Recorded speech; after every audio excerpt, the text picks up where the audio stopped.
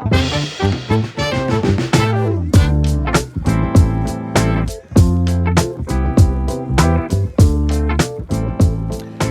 everyone, welcome to another episode of Football Manager Therapy. I am, of course, your host, Tony Jameson, and joining me, as always, is the one and only Rich Owens. Rich, how the devil are you, buddy?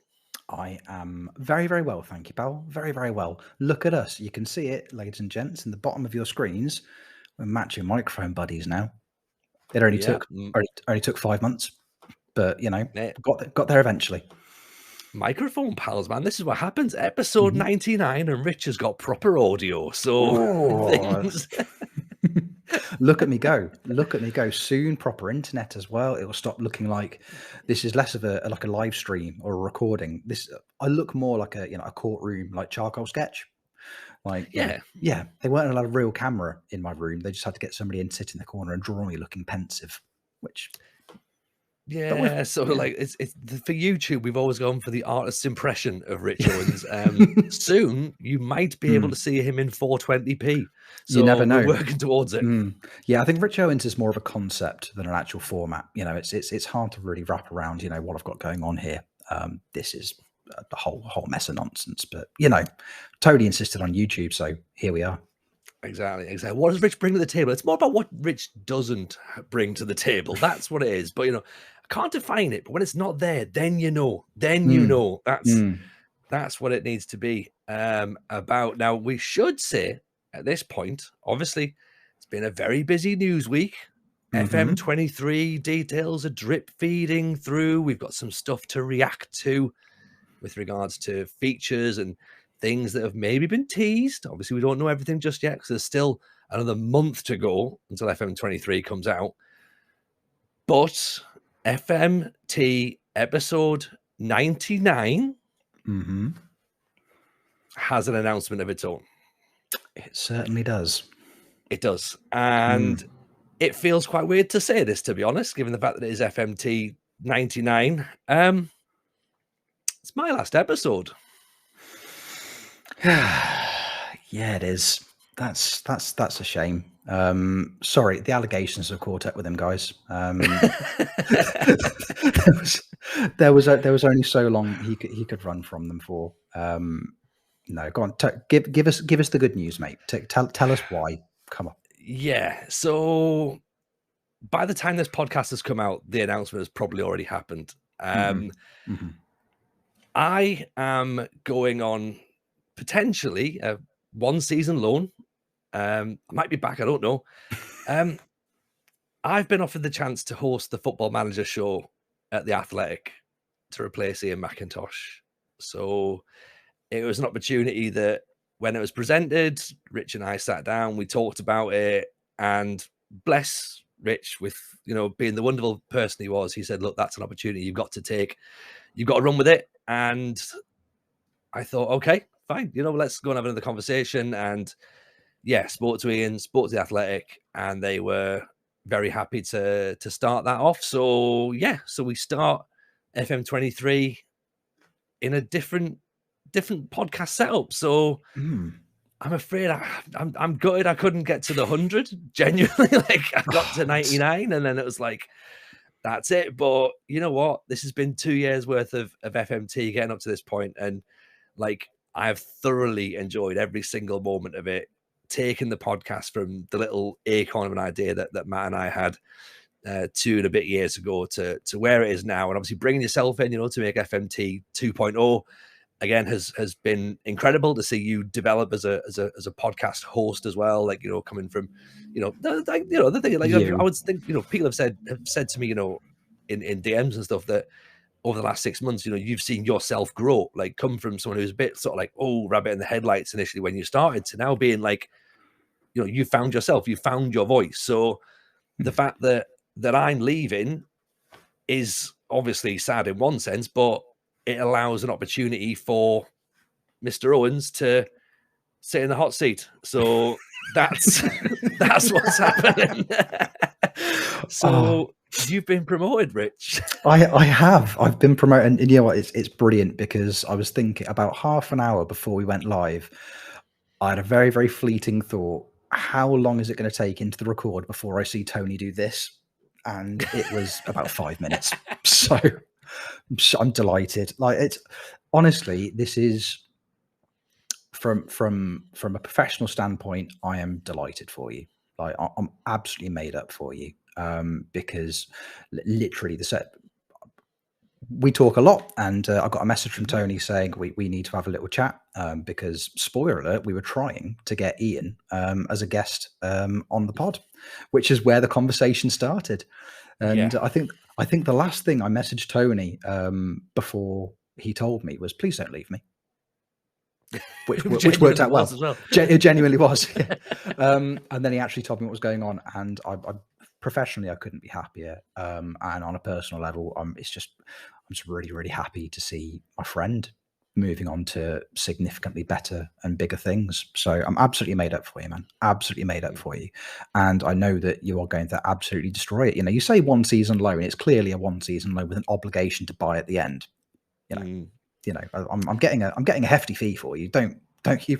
Oh yeah, you yeah, worry. of course, yeah. There's a selling fee, and I'm allowed to come back and arrange a friendly every now and again as well. So, I should say, actually, I am allowed to still do Football Manager Therapy live, because that was one of the things I asked him when we so do you want to do this show? And I'm like, I've booked Football Manager Therapy live like about a few weeks ago. We've been tweeting about it, going, can I still do that? And they're like, yeah, all right, yeah, you can do that. But yeah, it is an interesting one. And like I say, like the fact that you, I had to talk to Rich first of all about it and say, look, you know, here's the situation, and that, you know, is testament to Rich as both, you know, as a podcast co-host and as a friend as well, to sort of say, look, you know, personally and professionally, then yes, this is an opportunity you've got to take, and he did not stand in my way at all. In fact, to be honest, he actually encouraged me to take it. I was going, all right, fine. I know where I'm wanted and not wanted.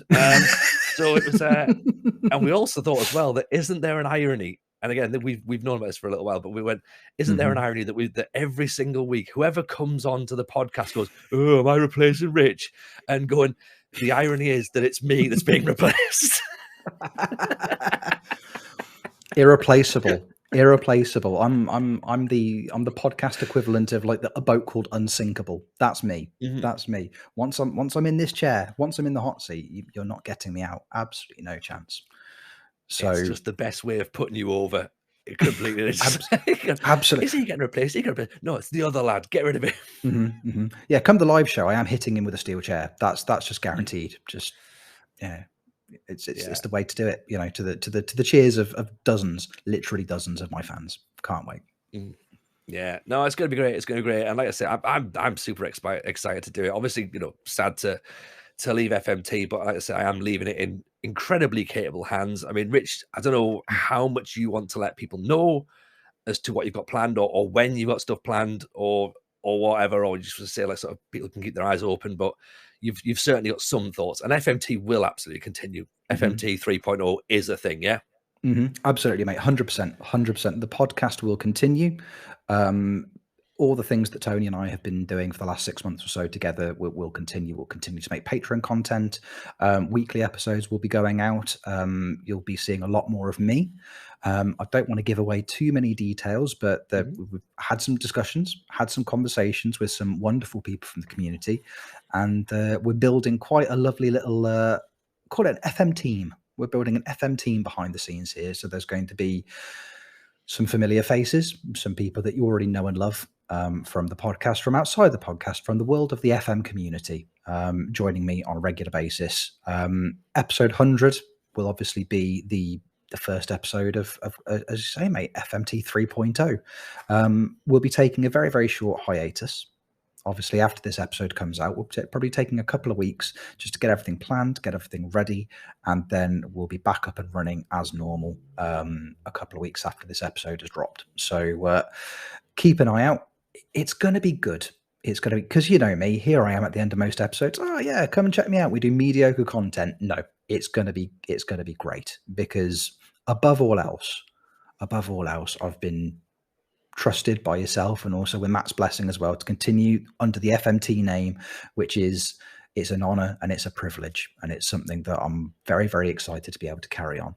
So it's going to be the high quality podcasting content you have grown to love over the last 2 years. It's going to continue, and it's going to be really, really, really good. I'm excited to be able to take the reins. But and obviously, don't tell Tony this in case Tony's listening or watching. But I am going to miss him a little bit. But don't tell him. Don't let him know. Absolutely, don't let him know. He'll never find out. He'll never ever find out. No, not at all. No, he won't. He doesn't have to know. No, it's your little secret. Your little secret, right? Yeah, exactly, mate. Exactly. Perfect. Well, you know what? I am delighted that FMT is continuing because, like I say, that was part of a consideration at the time. But yeah, Football Manager Therapy is in wonderfully safe hands. And if it's going to have a couple of weeks hiatus, Rich, it sounds a lot like you might be back in time for the launch of Football Manager 23. What a time to rebrand. Absolutely, we are. I know. It's all worked out rather nicely, hasn't it? When you really stop and think about it, what we've done is we've taken a bit of time before the launch of the new game. We've separated the wheat from the chaff. We've got rid of all that heavy wheat, that horrible gluten. Hey, less of the heavy. Thank you. We're left with good hearty chaff. That's what we've got around here. That's what the people are here for. Yeah. So you are just about due to drop around about what we could maybe take an estimated guess or educated guess, maybe beta time, possibly. Hope so. I hope so. That's a great time to come back. Obviously, as I say, we have had some announcements this week regarding some of the features in FM23. Let's talk about nice things. Let's talk about stuff looking forward. What can we look forward to in FM23? Because we're not a podcast that looks backwards unless we're doing FMT retro. So to look forward to Football Manager 23, there was a 43-minute video drop this week. Now, 43 minutes sounds a lot like what I used to put out on YouTube. Spoiler alert and shout out, I did a YouTube video again this year, so that's amazing in itself. But 42 minutes worth of unveiling some new features. We'll go into some of them. Some of them obviously will be slightly more interesting to some people than others. Some actually linked to what we chatted about last week on the pod. We'll start first of all, Rich. The licenses. Obviously, we were aware about the fact that the Champions League and the Europa League and the Euro Conference that were going to be licensed from UEFA, and we speculated, wouldn't it be cool if they had the Champions League music? And go do it.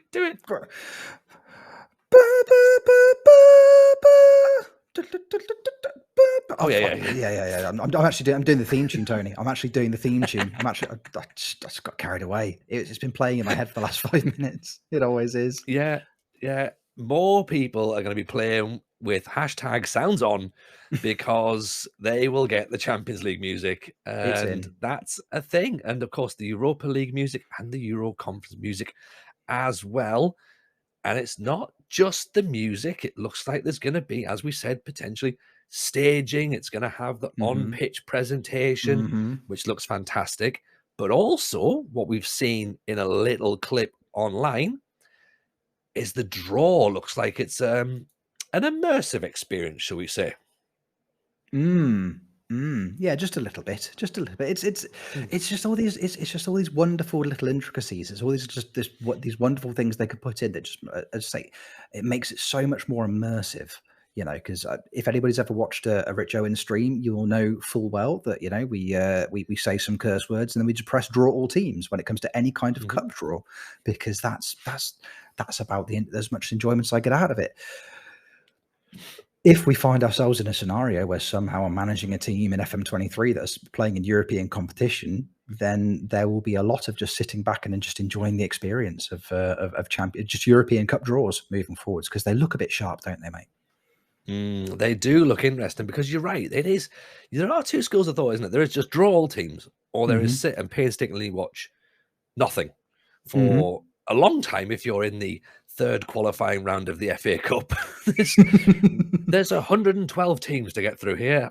I'll press draw all teams and I'll go and make a coffee and come back and realize that we've been drawn at home again against a team who don't exist. But this appears to be an element of presentation, which again we touched upon in the last episode, saying that there needs to be an element of match day presentation, of off-field presentation to kind of make things feel special, because these moments are special. The Champions League draw used to be special. The World Cup draw used to be special. Let's put it in a game. Let's make something actually happen from it. And these little match day things are going to be part of what we need to see. So it looks a little bit like we've seen sort of touches of video on that, where it looks like the sort of almost there's a host who's sort of announcing, oh, this team's up next and this team's up next. And maybe this is going to sort of be, there'll be like an air of speculation about who's in the pots or whatever, and who could be drawn out and what sort of stories you can have there. We also saw there was a couple of little licensing glimpses. Manchester City, of course, we know, which is particularly funny given the whole kickoff with Manchester UFC last season. And more importantly, no more Zebra. Juventus are officially licensed. So again, that leads you to speculate, is it just those two teams, or could there maybe be a couple more, do you think? Because obviously, FIFA ain't a thing anymore. Exactly. I think I've seen a couple of people tweeting bits and pieces like, oh, just from screenshots or just bits in the videos. I might have noticed certain other leagues that didn't necessarily have the full licensing before that are popping up. So I think come full launch, I think there's going to be a lot of people that are going to be very, very pleasantly surprised with the level of just extra visual presentation that's gone into this year's game. Because it's just every little bit adds up. It all adds up. It all makes it a little bit nicer. Like you say, it's that immersive experience. So it stops, if you've got the right branding in place, the right boarding, the right pre-match presentation, it just makes you feel like you're a little bit more involved with the game, which can, with a game like Football Manager, goes such a significantly long way. So I think there's a lot of people are going to be very, very happy with what they're seeing over the next couple of months in terms of licensing and what's in and what isn't, compared to what isn't or hasn't been previously. And you talk about that long-term enjoyment. Another thing that seems to be a long-term feature that I'm quite excited about, the squad planner. Now, again, I'm not sure how much you've seen online or not, but the idea behind it appears to be that you can, for example, say you've got, I don't know, like an aging midfielder, and you know you need to replace him in a couple of years. Rather than just have a shortlist of loads of players who are like, 18, 19, 20, whatever. Well, they were great. I've scouted all those players. They'll be fantastic. What it appears to be that you can do now is you can drag one of those players from your shortlist. So you say you've got this 19-year-old kid. You can drag him into your starting lineup now, essentially, and just sort of get a feel for how he would fit in the system that you've got with the players around you, and the idea that you can essentially plan for top targets, I guess, really, and sort of said, I really want a player like this guy. Like, is what I've got in my head gonna work? Is he gonna be the right player? Because we've all been burnt, going, I need to get this guy, I need to get this guy. You've spent 2 years scouting him. He finally becomes available, but you forget, just in the heat of the moment, you forget that loads of other parts of your squad have changed in that 2 years, and the player that you wanted 2 years ago doesn't quite fit in your system now. And this could be good, particularly for players who've got young players coming through the ranks, or older players. If you're like myself, managing in the lower leagues, when do I replace this 47-year-old striker? Like, when can I bring a young 39-year-old in to play the role? Like, it allows that element of planning, which I'm really, really excited about, to be honest. Absolutely. Because, for a lot of people, I think me included, but one of the main joys of Football Manager is that long-term squad progression. I like to see how it's all going to play out. And, like I said, we've all been burnt. We've all been there. We've all had disappointing experiences with players that we've either had our eye on for a couple of seasons, like desperate to bring in. But then by the time they arrive, as you say, the entire dynamic of the squad has changed, or vice versa, players that you've got an eye on, keeping an eye on through your youth system, and then you bring them up into your first team, and for whatever reason, something doesn't click. And the ability to kind of, especially with players in your youth system, plan that properly, drop them in, see how they're going to perform, get a bit of a feel for how they're going to fit into that squad. And if it's not quite going to work, back to the drawing board. Well, we can take a look at this player and we can say, well, this, in order to get the best out of him in this system, he's going to need to work on the following attributes in training, and you can get, you can plan accordingly in that respect, rather than just pinning all your hopes on your up and coming, 17, 18-year-old wonder kid who's been scoring goals for fun in the reserves, and you pop him in the first team and he just looks like a fish out of water. And there's nothing more devastating than pinning the hopes on what you think is going to be the second coming, and it's not the third, fourth, or fifth coming at all. He's just there. Just another young kid, another Football Manager lost soul, which, that there's a million of them. There's a million. There's going to be another million more. So that seems really exciting. I think the planner, there also looks like they are trying to improve scouting, which, again, I mean, we've said a little while ago that the scouting system needs, I don't know whether it needs an overhaul or whether it just needs tweaking or not, but I think recruitment, they were obviously quite keen on bringing some changes into that in FM22. Scouting meetings, recruitment meetings, of course, were a thing. And we've, of course, all joked going, the recruitment meeting is kind of going, hi, boss, I have no information, but or have you seen Lionel Messi before? That's literally all they got. They got, I've never seen a footballer, or I've seen Lionel Messi. So this appears to be, again, a bit more working on the scouting, which, again, is not just sort of, going by attributes or by physicality anymore. Now, it does appear to be a little bit more honed. So you're looking for sort of traits or whatever. You're looking for particular types of players, maybe players who are like a certain player, which, again, they've touched upon a little bit, particularly when that director of football, I think that needs to really be improved, though. Going to the director of football, going, we need to find a player to replace such and such. So you want them to think, all right, okay, he's a deep line forward, so therefore we'll go and get other deep line forwards. What makes a good deep line forward? Right, it's his ability to drop deep, to hold the ball off. There's a bit of strength, there's some off the balls here, rather than going, here's 3 players and that's all I have. Like, or no players. There's no players available who can play deep line forward. So the scouting looks like it's had a bit of an overhaul. But you mentioned something just before we started that got my eyes lit up, and it's not just the actual scouting, but the actual physical conversations and negotiations that may take place around contracts. Yes, because we've all been burnt contract-wise. We've all made horrible mistakes in terms of player negotiations. I don't think there's a single person that's ever booted up a copy of Football Manager that could honestly say they've had a great time of it, a perfect track record in terms of contract negotiations, because we've all dropped the ball quite significantly at least once, and there's nothing more frustrating than a player that you've had your eye on for years, desperate to get into the team, but then can't get the contract over the line. Lovely little feature that I saw referenced is that you can now go, if you have an unsuccessful contract negotiation with a player, rather than having to sit there for 2, maybe 3 months before they forgive you and even begin to consider wanting to talk to you again, you can now go back and you can now try and resolve the issues you had with that player with the agent. So you can open negotiations again quicker, which is, it seems like such a little thing, but it's going to be so enormously beneficial, enormously beneficial to you, especially if, you're managing the lower leagues, and, if you're having a fairly significantly high turnover of players in your team as well, missing out on 1 or 2 players early doors could be detrimental to you for the entire season, especially when the amount of times, if you've ever managed lower leagues and you'll see a player that looks like they might be worth a shout, and suddenly there's 27 other teams interested in them as well. If you don't get that contract negotiation right first time, you are not going to be able to have a chat with them again. So just the ability to go in and talk to the agents, find out where you went wrong. It's like getting relationship counseling, really, isn't it? It's like, tell me what I did wrong. Tell me where I can improve.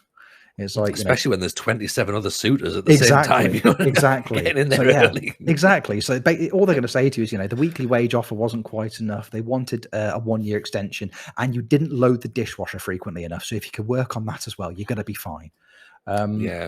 So that for me is going to be really exciting, because I think it seems like it's going to be an evolution of the Ask Agent availability option that they kind of brought in FM22. So, which was great because it gave you a basic overview of what you thought the players might, the player might want. But after you'd done it a few times, there wasn't really a huge amount more to it. It was kind of a very kind of base level feature. So going a little bit more in depth with that, again, just adds to that level of realism, doesn't it? So, which again is going to be great fun. So I'm excited for that, because anything the game can do to help me fix the many mistakes I make is going to be a very good addition, in my opinion. Oh mate, so many times. Like the worst one for me is when you get a player and they say, we're going to wait and see what your opening offer is. And you go, all right, fair enough, I'm going to put an opening offer in. And then they go, I'm never going to speak to you again. You're like, what? Like, where were we going to go? Like, where's the back and forth? Like, it's the whole, like turn down their first offer and then go for their second offer. Like, but we're not going to have a second offer. Like, basically what's happened is I've turned up and I've went, I'd like to sign you. And they've said, all right, how much would you like to give me? And then I've shot a dog, essentially. And then they went, no, I don't think I'm going to sign you at all. Bye. And then ringing the agent, going, where did I go wrong? do you have to ask? Yeah. Was it when I shot the dog again? Yeah. It's the goal bonus, wasn't it? Yeah, we didn't put a goal bonus in. Yeah, I know. Every time. They love the animal cruelty, but the numbers just didn't add up. We've all been there. Yeah. But so that could be interesting, because again, like you said, that looked like a cosmetic feature, the whole ask agent thing, and even the player inquiry just kind of just goes, what do you say about that player? And they're going, not for sale. Like, oh, okay. Like, just no budging on it. Going, no. Like, or it's 100 million and that's it. There's no, it doesn't sort of make any sense. But yeah, if they're going to bring the agents in, because agents are huge in football, and they do need to find a way to actually sort of integrate that in there, and particularly as well with the relationships with agents who have multiple players as well. That would be something, again, that would make sense if you've got a good relationship with, say, like 3 players or something in the club who are all signed to the same agent. Maybe that'll help you get a 4th player through the door. That would make sense, really, wouldn't it? But of course, conversely, you could then have an agent touting your players out, because that's what they do, and that could be something that, again, would be quite interesting, because I know they had a little bit of that on the deadline day this year, was agents' offers. Now, again, that would be interesting to have happen throughout the season. Like agents leaking information when I want to try and get a guy to move. Like, we're hankering for a new deal, but being quite public about it all, and having that probably play out and creating these transfer dramas. That would be something that could be quite nice. Whether that happens or not, I don't know, but I think it would be quite handy. Again, add an extra element of realism. Another thing that I think is quite an interesting one, if it comes off, it could be interesting.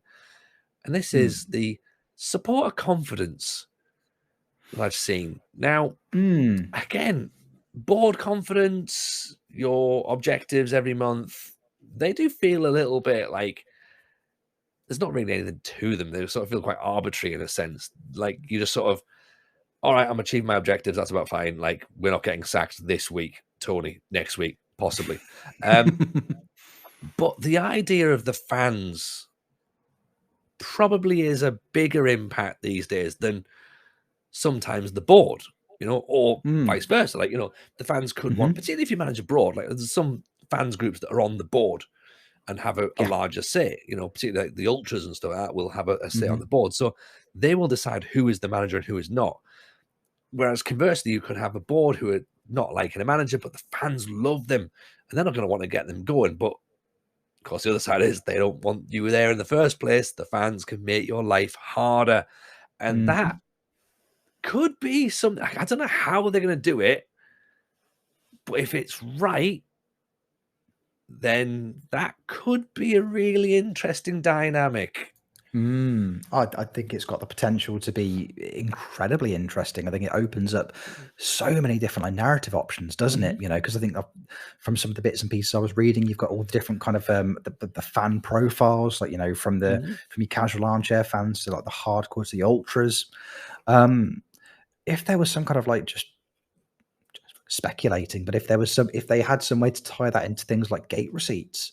Like, if you're managing at a club that is reliant on drawing a crowd every week, if you upset the hardcore fans and if you upset the diehards and suddenly gate receipts start dropping down, then that puts the club in uncertain financial circumstances.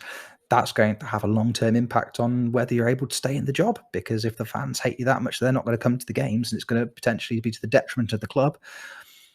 Doesn't matter how well you're doing, if you're pushing for promotion and the stadium's empty and the club's hemorrhaging cash, then if you're the problem, then you're not going to be there too long, are you? So it does open up a lot of very interesting dynamics as well. Because don't get me wrong, I love, we're both comedians, Tony. I enjoy the validation from the pretend people on Twitter sometimes on the game, where they just isn't Rich Owens doing such a great job at the club? I was like, thank you, fictional Twitter account. That's really, really nice. Appreciate that. So getting, if that has more of a direct correlation between your relationship with the fans and with the club, then I think it's going to open up. It's just going to make things more interesting in the long run, isn't it? It can only do that. It could also as well tie in with, I'm thinking more on like styles of play. Like, say you go to a club that's known for a style of play, and they want you to play a certain way, but you're just not doing it. Like, say, because you always get it in the contract negotiation. Like, we want you to score from set pieces or make set pieces a key part of your sort of like performance. If you're not doing that, then it's like, you're probably not going to get sacked for not making the most of set pieces. But if fans really your Sheffield Wednesday, I've got affiliation with Sunderland, would say, we're not bothered about the best football being played. We just want 11 players to turn up and put a shift in and try. That's all we want. Like, if that is reflected in the support of confidence, the support of view of, we just want to see players grind and put an effort in, or they want attacking football, they want counter-attacking football, and we're just not giving it to them, then you can see no, they're really pissed off. This is not what this is not what the club identity is about. That could be really handy, but I think more importantly, it's trying to manage a rival. Ooh, you mentioned the narrative word, and my brain suddenly went, take over a rival, take over a rival. That would be superb, wouldn't it? Support of confidence, 0, and you've got to win them over, and they hate you because you're there. That's it. I want to see. Yeah, you go to a rival club. Imagine an Owens out banner behind the goal. Oh, first game there. Yeah, or you sell a star player with no plan to replace him. Think Kevin Keegan outside St James's Park having to explain why Andy Cole's gone and Keith Gillespie's come in, like that. Just that sort of thing. Just all these moments could be relived out, and it could, if it works. If it works, it could be beautiful, couldn't it? Oh, it really could. It really could, because it just adds that depth, doesn't it? It's that immersion, and I think there's a few people out there that have become a little bit kind of disenchanted with the game over the last few years, and it's, if you just offer people that level of immersion, like that would drag me straight back in, no questions asked whatsoever. So yeah, I'm all for it. And anything that just adds those extra layers, those extra stories. I want to do press conferences in the car again. I want to practice apologizing to the fans in the car again. That's what I want to do. That's what I want to be doing. Oh, I love it. Yeah. I love it. Rich Owens has been hounded out of the training ground. I want to see a little news item that says there have been 7 songs chanted about you this season, 3 of which have been positive. There you go. That's what I want. That's what I want to see in the data hub. That's what I want to see in the data hub. It's like you've been called a dickhead by the fans 37 times. We have blocked 18,000 social media accounts. You've been called the following words, but obviously not explain what they are, and you just got to guess them. Yeah. Oh. Outstanding. Or just because you might then just sit there and go, you know what, I'm going to go to a club where the fans probably don't have social media. like if you like take like a non-league club or something, their social media following is like 12, and you're like, yeah, if 98% of the poll don't like me, great. That's like 10 people. Ooh, big deal. Oh So no! what? Exactly. Yeah, I'm exclusively managing in the upper regions of Scotland this year, just because they don't have mobile phone signal. So, what are they going to do? I'd like to see it as well where it goes like, you have more followers than the club. You can do what you like. Tony Jameson is massive. There you go. That's all I want. That's all I want.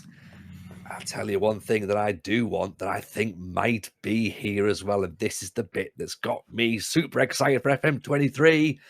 The possibility of low block 4-4-2 counterattack football is maybe a thing. There it is. I've seen the screenshots. I saw low block, and immediately I thought, I know somebody who's going to really, really enjoy the concept of that. Yes, I do. Look at his little face. Look at it. Oh, the new defensive sort of instructions. Loving it. Higher defensive line, drop deeper, trap inside, stop the crosses, invite the cross. Oh, just if it works, I'm going to be so happy. I'm going to be so happy because you've got. This is coming out, right, with possible low block 4-4-2 counterattack football. We already know the mad scientist is making a database with Sunderland, and I'm just going to be going so hard into that database. It's going to be incredible. I've said it before. I think I've said it on pod. I think I've said it on stream as well. One of the highlights of the year, every year for me, a Mads database is dropping. And this year, I think, given some of the options that you've got when you set up tactically, I think more so than ever, it's got the potential to be so much fun this year. So much fun. Can't wait. Absolutely can't wait. I think it's the thing. I think they work a lot on the attacking football, as they should. But there is an art. There is an absolute art to defensive football. And I think that it allows, that proper Catenaccio style. Maybe if you really want to go like super geeky into Italy and like just go and just defend. I mean, imagine in PvP turning up and just being able to defend and grind out a 1-0 win and have everybody hate you because you've just literally sat Atletico Madrid style behind the ball. All the dark arts become just a thing of beauty. Like you could just sit there and go, yeah, you know what? Bring it on. I can defend for days. Like imagine that. Imagine it'd be so good, so good. That's the bit that's got my appetite wet. Yeah, absolutely. I think we touched on it a little bit kind of last week as well. One of the other things I've seen recently, I think there's been talk of kind of improvements to both the AI and the match engine as well, as in the 3D match engine. One thing that kind of, so I would say it was a 42-minute video. One of the first things that I saw popping up quite a lot on social media after the video started was there was a few people saying, I think I've just seen a clip where I think I just saw somebody take the ball on their chest before volleying it. That just looked really, really, really nice. Like, oh, yeah. Suddenly, just, again, it's these little subtle nuances and these little changes to like we talked about it last week. Those little changes to the 3D match engine that, diehards play 2D. We know this to be true, but if you can give people enough reason to want to give the 3D match engine a go, then that's the way to do it. I'm again watching some of those goals on those replays is going to feel a little bit sweeter because we all know how excited we get. We all know how excited we get when somebody that scores some kind of ridiculous backheel lob over a goalkeeper, but they're few and far between. But if you're tweaking that match engine, you're giving more opportunity for those animations to pop up. It's gonna make for some pretty tasty highlights, in my opinion. 100%. Last year we waxed lyrical about he's dropped a shoulder. This year he's took it down his chest, and I am over the moon for it. So lovely. That is sort of what we know so far. I think obviously there'll be more information being drip fed as and when it comes out. We'll link the video below in the description if you haven't already seen it. I mean, if you haven't seen it by now, then it is definitely worth a watch. And there's loads of articles now being written as well. So do have a little Google and check out things you can find. But before we jump into FM23, we probably should do a final, for me anyway, discussion about FM22 and the Discord challenge with the Scandinavian Triple Crown, which we said everyone could have up until FM23 to complete. We'll start with you, Rich. Have you completed it? Nearly. I'm nearly there. I'm nearly there. I'm having a very, very, very strong season. I've made it all the way to Denmark, which is lovely. So having a very, very strong season over there at the moment. I'm in a place now where I think it's just before the league split. So I'm going to be finishing top 3 guaranteed by the looks of things. So this could be my season. It could be my season. We've had a strong transfer window. Squad's playing well. The football is flowing. Everything's looking really, really nice. So I could 5-6 seasons. I reckon I could be there or thereabouts. I'm not quite finished yet. Tony, can I ask you a deeply personal question? Of course you can. Are you leaving the podcast so you don't have to finish this challenge? There isn't even a thing called the Football Manager Show. I've made it up. I know. What's the Athletic? That's not even a thing. Yeah. Oh, Tony, name some sport. Athletic. That's a thing, right? Yeah. The Football Manager podcast. That's where I'm going. Yeah. Mate, you know what? Like, I am. So where I am at this point, okay, I've won the league with odds. Right, we've won the league with odds. Okay, spectacular fashion. We were incredible that season, so good, and I felt really bad for leaving, as I do with this. So I didn't leave straight away. Okay, now I know the challenge was to go straight to Sweden whenever you can do, but I just kept going because I was like, I wanted a good job in Sweden. Right? I didn't want to just go straight to get any job and then like waste a year. So I played a little bit of time in odd, played some Champions League qualifiers. I was like, we're taking the club further than it's ever been before. And the Djurgården job kept being precarious, and Luigi Di Biagio was in charge of the club. And I was going, we're going to get it. And I got linked to the Tottenham job. It came out in the press going, fans want James. And I'm just like, unless Tottenham moved to Sweden, it ain't happening, right? I want the Djurgården job. So I declared interest in it to go like, come on, just budge him out, right? Budge him out. And again, the Djurgården fans were like, oh, Jameson? Okay, yes, we'll have a bit of that. Odds were pissed off. They were just like, you still have a job to do. And I'm just like, we've done our job. We've won the league, right? You know, but I've got a Discord challenge I need to finish. Like, I get that this has been like brilliant, but I've got 5 more people who I'm going to upset if I don't continue this story here, right? So Djurgården just never sacked Di Biagio, just never sacked him, right? And because the Norwegian league ends, the Swedish league's still going. So I was looking out, going, there must be a Swedish job start somewhere, and Häcken came up. Okay, now Häcken are not a particularly attractive club, but I thought, you know what? It's a job. It's a job. I can get into Sweden and I can fast track up into a different position if needs be. And they were like a position ahead of the little relegation playoffs. And there was something like 9 games or 10 games to go or something like that from the season. I was like, right, fine. We'll jump in. We'll just have 10 games. We'll just sort of say, hey, Sweden, here we are. This is what we can do. Who's interested, sort of thing. Turned up. Häcken hadn't actually lost for 10 games, right? But they hadn't won for 10 games either, right? Loads of draws, okay? The manager got sacked. They were about 5 points clear of the relegation zone. And I was like, this will be fine. We'll get in there. We'll just do what we do. We won I think we were unbeaten for another 12 games. Like the rest of the season, we won. So like all those games, we stayed. We maybe lost 1, I think, possibly. So we almost got towards the European spots. Right?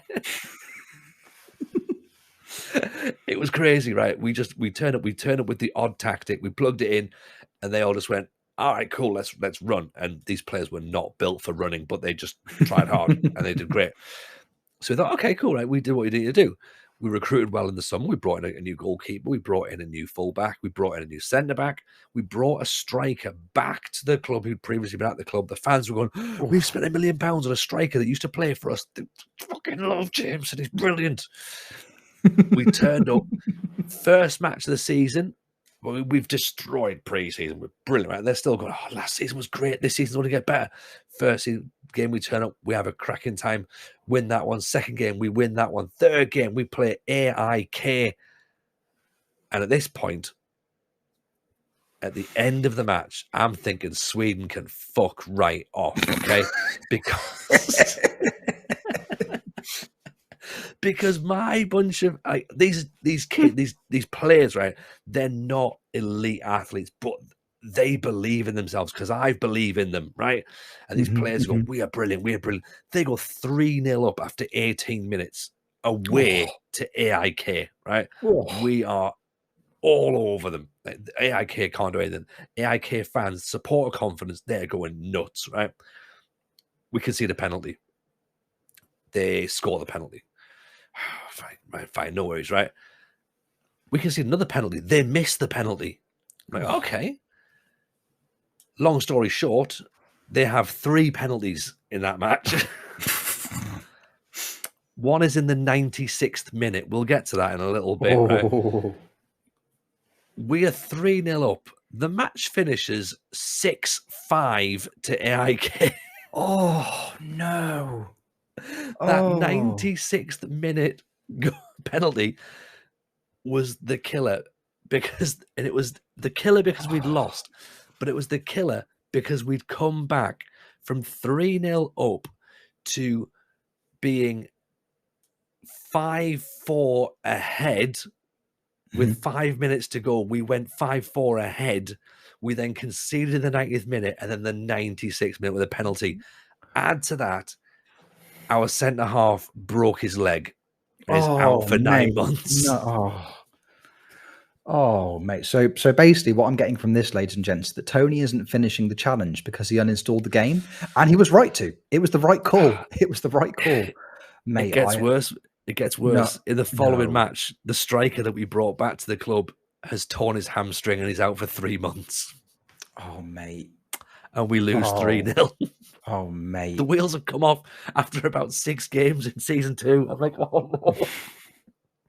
And I'm desperate to just go back in it and fix it because I hate it, but I love it at the same time. I'm like, this is perfect, but oh, God, I hate it. This is making me so angry. I love it so much. Oh, it's my God. fueling me. It's so good. It's so good.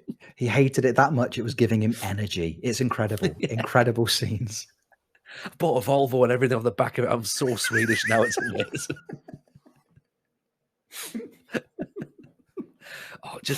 You know what? It's everything I hoped it would be and more. Like, it reminds me of when I was at Helsingborg, when we first started making content in FM20, and we started with Ostersunds, and that, well, the less said about that, the better. And then went to Helsingborg, and it was just like, yeah, in 5 years' time, we're going to have a team. With Hacken, in 5 years' time, there will be a team, and they will be good, and it'll be fun. But I forget that I haven't got 5 years because technically the game comes out in a month, right? And I haven't really got time to be there for 5 years. I need to be pushing on and getting into like a Malmo or a AIK or a Djurgården, and whether that happens now or not, I don't know. But yeah, Sweden's got me hooked. It's brilliant. It's so good. It's so good. I think of all of the challenge, I think Sweden was my favorite. I had a cracking times once I kind of figured out. We've talked about this previously. So if you're still doing the challenge and you're in Sweden, then by all means do this. Once you figure out, the asking selling clubs to contribute towards wages, it's suddenly you can bring in some competent players, and it's just great fun. I had a great time at AIK. I had a lovely time at AIK. I don't get me wrong. I'm very aware I fell on my feet with that job. Absolutely fell on my feet with it. They finished 9th the season before I took over. So taking them from that to then a league win was great fun. That was great fun. Obviously being in Denmark with the Nordsjælland. Norgeland. Norgeland, thank you. Bless you. Yeah, Norgeland is another great team. It's a wonder kid factory. But there's so many players that have kind of got the dual nationalities, which really help with the squad legislation. But I think for me, Sweden was my favorite part of the challenge. It just took me the difficulty that I had, I think what slowed me down is probably going to cost me the challenge in the long run. It took me so long to get a job in Denmark after finishing up in Sweden. It took me such a long time. The odds to AIK transition was pretty much seamless. The job became available, I think it was 2 weeks after season 1 finished with Odd. And I had to physically ask the club I was like, my release fee is a bit too high. Do you reckon you can bump it down a bit? And they went, oh, go on, then you won the league. You know, it was like that, aren't they? They really are. Honestly, it was the equivalent of like a nice hair tussling from your dad. Like, go on, you go out and play in Sweden. You. So that was great fun. But yeah, after winning the league with AIK and then thinking, oh yeah, the jobs will come in Denmark all the time.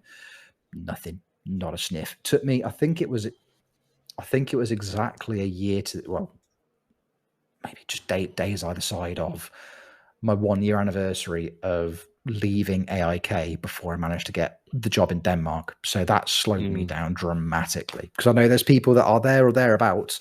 Also, by the way, on the subject of this challenge, shout out friend of the podcast, Big Rogie, who has decided to try and knock out this challenge in around 3 or 4 days. The man's a maverick, and he's doing, and from what I can see from his socials, he's doing annoyingly well at it as well. So more power to him. Yeah, what a champion. But yeah, just that transitional thing is going to slow me down in the long run. But Denmark is fun, but Denmark is so high pressure, because unless you get the Copenhagen job, you've got to match them game for game. The gap between me and them season 1, because when I took over, I think it was about 5 games before the league split, and they were flirting with relegation. So I was like, I'll come in, and I had Odds playing lovely football, I had AIK playing lovely football. I was like, we can bring this to Denmark. We can figure this out, and then we get all the lads involved and set up. And I was like, yeah, the players here, they seem that they're going to fit the system really, really nicely, and the tactical familiarity is comparatively high early doors. This is going to work really, really nicely. Then we got pumped 4-0 in our first game. And I was like, actually, no, maybe this is a massive mistake. Maybe I'm going to get them relegated. But we've just about turned it around. Yeah. Oh no. Owen's seen leaving training ground shouting, sorry about that, out of a very, very small gap in his Honda Jazz window. That's my system. But yeah, it's great fun. But Sweden, for me, of the 3 I think Sweden was the most fun. I had a good time in Sweden. Feels the most balanced, doesn't it? Like the bad teams can beat the good teams. The good teams can destroy the bad teams. And I also like the fact, and again, we mentioned a little bit about the match engine earlier. It's got that lovely lower league match engine where the ball goes anywhere. You see some absolutely incredible goals because goalkeepers have never thought that someone's going to volley that from 30 yards. And the player who volleyed it didn't even think he could kick the ball 30 yards.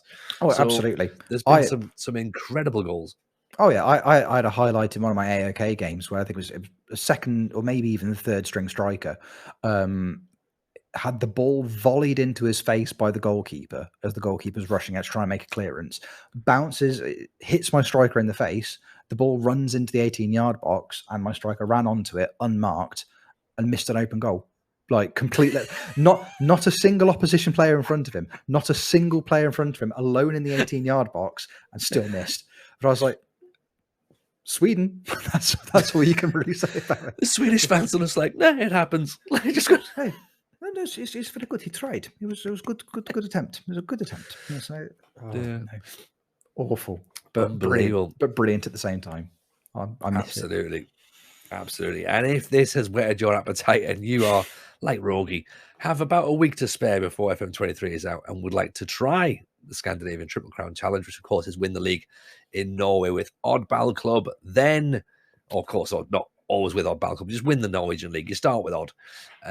Win the Norwegian league, then go and win the Swedish league, then go and win the Danish league as quick as you can. You can find all that information in the Discord, which of course we have the link below in the description. Now, I think, apart from plugging FMT Live, November the 7th, by the way, everyone, one day before FM23 comes out, as part of the Nottingham Comedy Festival at the Canal House, for £5, you can see Football Manager Therapy host Rich Owens live in person, former Football Manager Therapy host Tony Jameson live in person, plus special guests TBA or not A, as we see fit. Link again is in the description below. Loads of tickets have been sold so far. It's going to be really, really good fun. We're going to do a live show of the podcast. We're going to put it potentially, if the Wi-Fi allows us, stream it on Patreon. So again, you can follow us on Patreon /patreon.com/FMT pod. That's going to finish. Then it's going to be an FM meetup, which we're going to basically just take over the bar downstairs, have a few drinks, have some coffees, have some fun, some chat. We're going to probably bring laptops, I'd imagine, because the beat is going to be there. So we'll be comparing saves and tactics and calling out meta as we see fit. Again, the link is in the description below. Rich, you should probably go and do all of the plugs right now because you're the main guy. Crikey. Yeah. So things to plug. First and foremost, me, the main guy, Rich Owens, and twitch.tv/Rich Owens FM, at Rich Owens FM on Twitter. This podcast that you are listening to or watching, follow it on all of your podcasting platforms, wherever you get it. Even if if you're getting it on one platform, follow it on another one. It's just really, really good fun. The more the merrier. YouTube.com/Football Manager Therapy is where you can watch it with your eyes as well as experiencing it with your ears. Come and subscribe to us over there.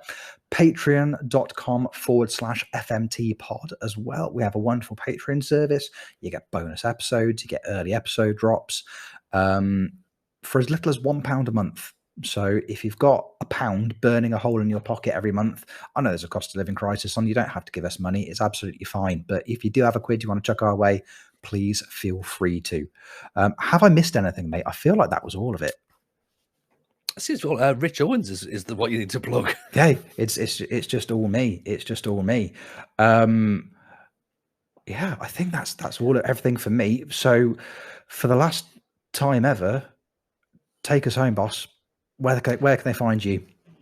I tell you what, before where we can find me, I'm going to shout out friend of the podcast, RDF Tactics, my co-host over on the Football Manager Show at The Athletic. Friend of the podcast, RDF Tactics, is currently being one of the creators that is being showcased by Twitch for Black History Month. At the day of recording, this morning, he had over 2,000 viewers on the front page of Twitch watching him play Football Manager Live. Please go and drop RDF so much love, be it on Twitter or on YouTube or on Twitch. It's RDF Tactics. You can find him there. Do go and show some support because it's a fantastic creator who is doing wonderful work. And as I say, looking forward to working with him more closely as we go forward. For myself, it's just at Tony Jameson on Twitter, and it's Tony Jameson FM on Twitch. And on YouTube, who knows? Maybe there's going to be another video there with a new game coming out. Who the devil knows? Rich, it's been an absolute pleasure. Genuinely, I'm gonna miss this. Well, of course, I'm not going to miss you because we're going to stay in touch, of course, and continue as normal. But I'm going to miss this. This is what I'm going to miss. Yeah, our Saturday evening chats where we shoot the breeze on the old FM stuff, and we have a bit of a giggle. And I have no concerns at all that you're going to make an absolute success out of FMT going forward. So I strongly urge anyone who's listening to please continue to show some support to our new gaffer over there, Rich Owens. He is your guy going forward. So show him the love you've shown everyone, and it's going to be fantastic. All I'm going to say now is I will sign off. I'm going to say thank you all for listening. It's been fun. Stay safe. And we'll see you all soon on another episode of Football Manager Therapy.